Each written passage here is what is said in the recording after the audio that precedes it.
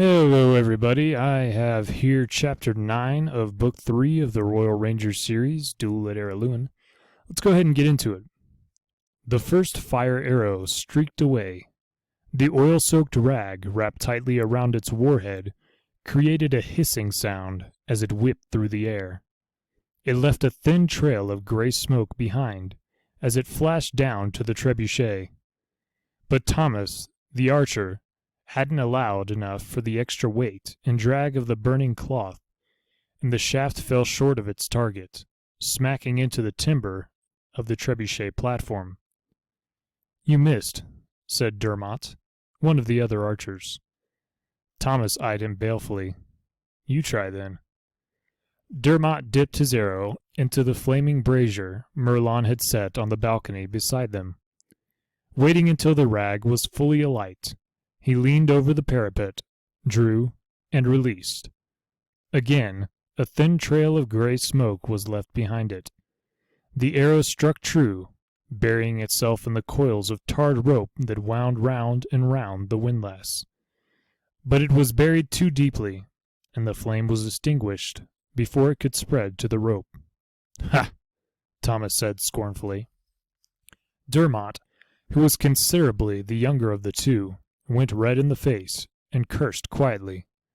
Then, realizing who was standing beside him, he nodded his head apologetically to Cassandra. "Your pardon, my lady." She shrugged. "I've heard worse from my father," she told him. The archers grinned, and Duncan snorted indignantly. Then she looked at the third archer, standing ready by the brazier. "Third time's a charm, Simon." He nodded, dipped his arrow into the flames, waited a few seconds to make sure it was burning properly, and then took his shot. Like its predecessor, the arrow smacked into the coils of rope around the windlass, but this time the flame, which had been subdued by the wind of its passage, flared up again. The watchers on the balcony gave little cries of triumph and waited. After several seconds, they were rewarded by the sight of flames creeping across the tarred rope. The tar burned with a black smoke, and the flames quickly grew in intensity. Then they reached the point where a single strand of rope ran up to the trebuchet beam. The flame licked upward, burning more fiercely on this exposed section of cordage, which had better access to the air around it. Thomas knocked another arrow and stepped toward the brazier, but Cassandra held out a hand to stop him. "Wait. We may not need it." Flames were now running freely along the entire length of the rope, and, as the tar burned away, they began to eat into the fabric of the rope itself. Suddenly, with an audible twang, the rope, which was under tension, gave way, and the beam whipped down and hit the timber block that acted as a stop when it recoiled. There was a massive crash, and Cassandra was sure she heard a splitting sound as well. A moment later, she saw she was right, as the beam sagged at the point where it crossed the axle. "Oh, well done," said Duncan. "Well done indeed." "You've cracked the beam," she said triumphantly. "That'll hold them up." A moment later, the sound of hammering ceased, and several men ran out from behind the keep into the courtyard to investigate the crashing sound from the trebuchet. There were cries of anger and frustration as they saw the damage. Then they summoned more of their companions to drench the smoldering rope with buckets of water and help drag the damaged machine back behind the tower keep. Cassandra eyed her three archers, who were watching the confusion below, with enormous satisfaction. "Are you waiting for something in particular?" she asked. "Sorry, my lady," said Thomas, and he and his companions knocked, drew, and shot at the confused crowd below. Two men went down. One of them stayed down. The other hauled himself to his feet, holding on to the framework of the trebuchet, an arrow through his lower leg. As the archers released another volley, the men in the courtyard below scuttled to take shelter behind the trebuchet. crouching on the side farthest from the south tower. Arrows continued to hiss furiously about their ears as they inadvertently showed themselves for a second or two. Then there were no more targets visible, and the three archers stopped shooting without further orders. Someone below began shouting commands, and the trebuchet began to move slowly as the men sheltering behind it seized hold and began to shove it back toward the corner of the keep tower. It was awkward going, with all the pushing happening on one side, and the siege machine moving crabwise, slewing away from the direction they wanted. Then 3 more men raced out from the cover of the keep and grabbed the towing ropes that still trailed behind the platform.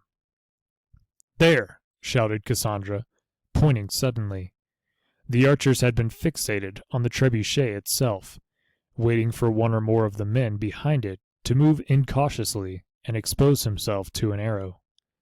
At her cry, they shifted their attention to the newcomers, sending arrow after arrow hissing down into the courtyard. But they were rushing, and they shot without proper care. The iron-headed arrows struck sparks off the cobblestones and skittered past the men on the drag ropes without hitting any of them. Cassandra cursed softly in her turn now. She realized that she was used to the shooting of archers like Gillen and Will and Halt, men who could aim and shoot in a fraction of a second and invariably hit their targets. The garrison's archers were good, but they were nowhere near as good as rangers. As the old saying went, most people practice till they get it right. Rangers practice till they never get it wrong. Under the double impetus of the men on the drag ropes, and those crouched on the far side of the siege engine, pushing on the frame, the trebuchet rolled faster and faster. Within 20 seconds or so, the men on the drag ropes were concealed by the corner of the keep. More of their companions joined them once they were under cover, and the trebuchet disappeared around the corner of the tower. All the while, the 3 archers peppered the trebuchet with arrows, but to no real effect.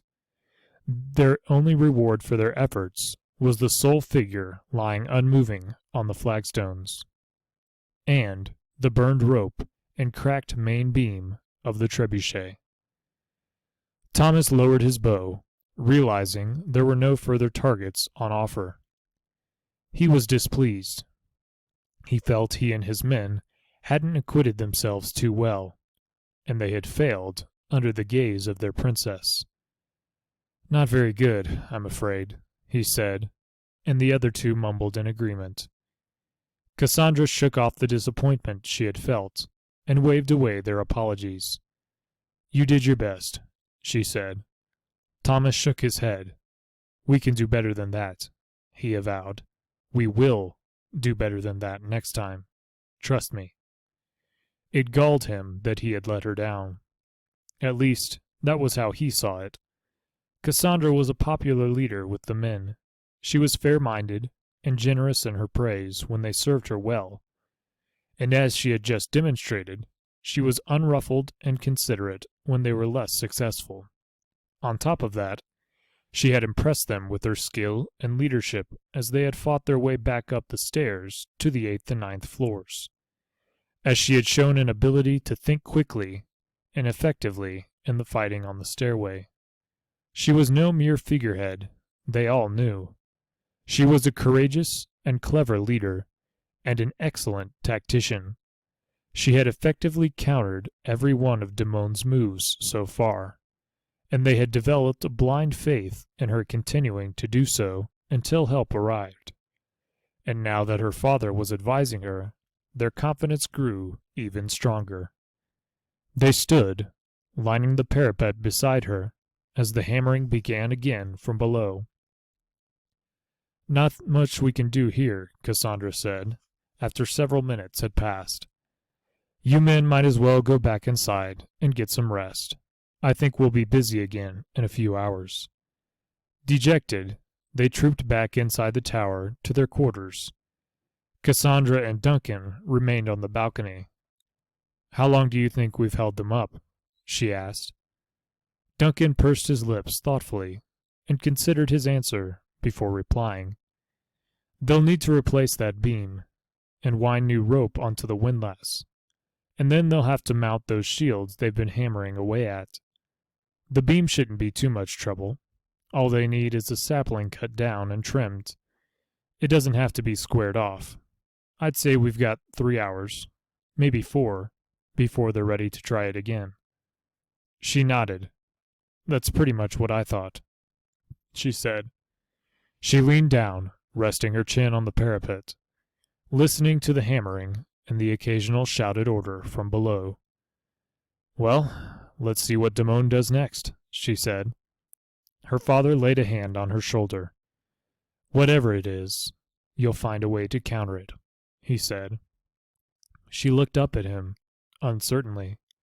You think so? She asked. He smiled at her. I know so. It was closer to 4 hours before the sound of hammering and sawing stopped again. Duncan, still weak after his long convalescence, had returned to his room and was sleeping soundly. A few minutes later, Cassandra heard shouting from behind the keep tower, and the familiar groaning rumble of the trebuchet's big wooden wheels moving across the flagstones. Merlon, she called, not taking her eyes away from the corner of the keep tower. Slowly and ponderously, the trebuchet re-emerged, now transformed.